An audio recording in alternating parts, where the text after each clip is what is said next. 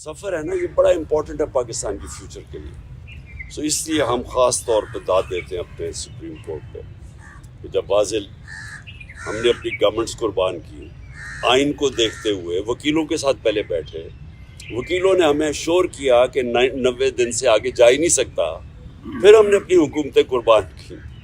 तो इसलिए तो नहीं कुर्बान की थी कि ये सारे अपने ये मोहसिन नकवी जैसे लोगों को ऊपर बैठा के और सारे हमारे मुखालिफ और ब्यूरोक्रेट्स और पुलिस वालों को ऊपर हमारे बैठा के और हमारे ऊपर इंतकामी कार्रवाई शुरू कर दें। और ये यहाँ भी और पख्तूनख्वा में भी हमने तो इसलिए किया था कि हमने कहा केयर टेकर आएगा और उसके बाद 90 दिन में इलेक्शन होगी, तो ये उससे पीछे हट रहे थे। और ये भी कि इतना आगे निकल गया, ये भी साफ आइन की खिलाफ वर्जी है अभी भी, क्योंकि ये जाहिर है ये वो जो 90 दिन के बीच में नहीं हो सकता क्योंकि इन्होंने इतना डिले कर दिया।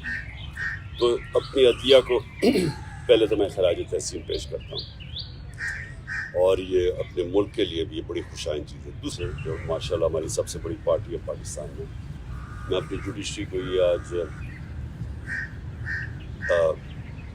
इत्तेमाद दिलवाना चाहता हूँ कि कौम उनके साथ खड़ी है, तो उनको कोई ये वो 98-99 में नहीं जिधर डंडों मार के सुप्रीम कोर्ट के ऊपर हमला हुआ था और कुछ रिएक्शन नहीं आया, बहुत बड़ा रिएक्शन आएगा पाकिस्तान के अंदर। तो ये हमने भी सारा वायरल हुआ ये जो क्लिप है, और मैं सिर्फ अपने जजेस को ये श्योरिटी देना चाहता हूँ कि हम सब खड़े हैं।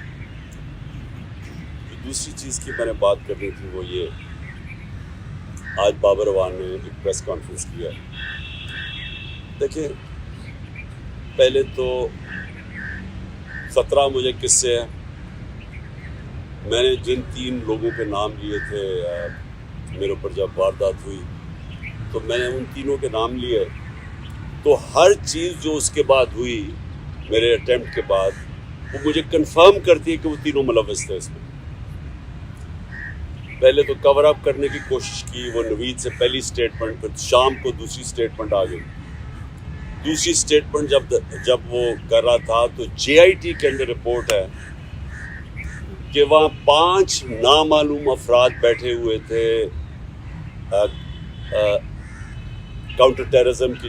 जब उसको पहले तो नवीद को ये DPO गुजरात ने उसकी स्टेटमेंट करके वायरल कर दी, वो भेज दिया सबसे पहले जो हमारे मुखालिफ एंकर्स थे उनके पास पहुंच गई। उसके बाद उसको उठा के लेके गए काउंटर टेररिज्म डिपार्टमेंट में। उधर 5 नामालूम अफराद जो कि जज के सामने एंटी टेररिज्म कोर्ट के जज के सामने JIT की रिपोर्ट है कि हम 5 नामालूम अफराद थे, वो वहाँ बैठे। उसने दूसरी उसकी वीडियो बनाई और कई घंटे वहाँ रखा। और फिर जब JIT ने इन दोनों को वो जो SSP था CTT का, उसको जब बुलाया और ये जो DPO गुजरात को बुलाया, इन्होंने रिफ्यूज़ कर दिया आने को। पंजाब की CTT थी, तो कौन ताकतवर था जो इनके पीछे खड़ा था कि इन्होंने हमारी गवर्नमेंट होते हुए मना कर दिया। फिर उसके बाद जो JIT को सैबोटाज करने की कोशिश की, 4 लोगों ने अपने बयान बदले JIT के लोगों ने। उनके बाद उसके ऊपर प्रोसिक्यूटर जनरल ने उनके ऊपर तफ्तीश की, उसने कहा कि इनके ऊपर एक्शन लेना चाहिए, उन्होंने सैबोटाज करने की कोशिश की है। अब इस केयरटेकर गवर्नमेंट जिसका ये मैंडेट ही नहीं, आते साथ ही पहले JIT को चेंज रोका, उसके बाद उन 4 लोगों को जिनके ऊपर एक्शन कहा था उनको वापस JIT पे बिठा के, और जो लोग जो 2 काम कर रहे थे उनको इन्होंने OST कर दिया। तो ये जो कवर अप है, ये सिर्फ वो कर सकता है जिसके पास ताकत है, और ताकत किसी के पास है? डर्टी हैरी के पास ताकत है, राना सनाउल्लाह के पास ताकत है, और शहबाज शरीफ। ये जो तीनों मैंने नॉमिनेट किए, इसके अलावा ये नहीं हो सकते, इसके अलावा ये सैबोटाज नहीं कर सकते JIT। अब बात ये है कि ये 3, इनको सबसे ज़्यादा खौफ क्या है कि इमरान खान इक़्तिदार में ना आ जाए, ये तीनों को खौफ है। और ये 3 पावर में भी बैठे हुए हैं, और मुझे सबसे ज़्यादा ख़तरा है इनसे। अब तो मैंने पहले भी TV पे कह बैठा हूँ कि ये एक अब दूसरा प्लान बना हुआ है मुझे कत्ल करने का। और मैंने ये पब्लिक भी कहा, जब यहाँ लाहौर हाई कोर्ट था तो मैंने तब भी جب جج خواجہ طارق رحیم نے جج کو بتایا کہ ان کے پر پلان بنا ہوا ہے, یہاں کوئی سیکیور انوائرمنٹ نہیں ہے, اس کو نہ پیش کریں وہاں, تو جج نے ایشورٹی دی. جب میں یہاں انتظار کر رہا تھا, جب میں گیا, اس نے ایشورٹی دی کہ پولیس ان کی حفاظت کرے گی.